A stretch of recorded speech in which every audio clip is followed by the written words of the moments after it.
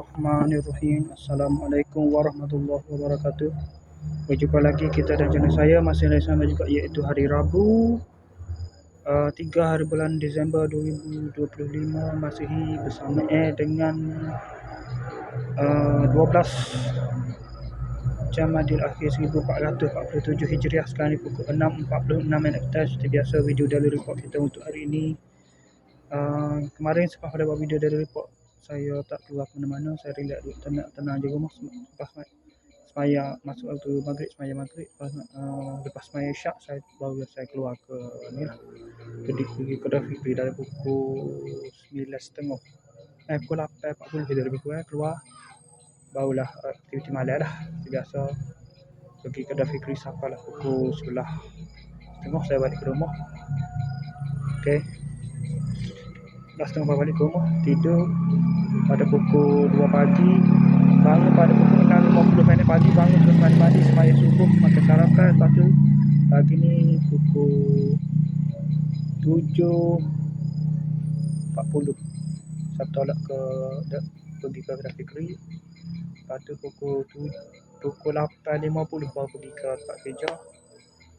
Dan 8.46 baru pergi tempat kerja. Sampai sana dari pukul 8.50 dengan 8.46 5 minit, 8.45 5 minit kemudian sampai sana dari pukul 8.50. Lepas tu hari ni pasal mozek. Lepas tu tebuk dinding. Tebuk dinding lah, dinding untuk frame pintu. Esok lah kalau saya pergi, ajaknya nak MC esok ni, nak cabut gigi. Ajaknya lah nak pasakar. Ada dah pengganti tu, budak pengganti ada dah, kali dah sanggup. Mana tahu nak oyak kau tu kotokan. Baiklah esok lah, apa pagi esok oyak kau, malam ni kau oyak. Okey, lepas tu siap. Lepas tu bagi tu siapa puh laju puh Malaysia hantar pada pukul 1.58 antara TV My TV tadi pada pukul 1 dah. 1.58 dia hantar ke dah 3 minit. Shopee Express lah, Poskala, Courier Poskala lah, Courier biasa tu lah kata budak Shopee Express.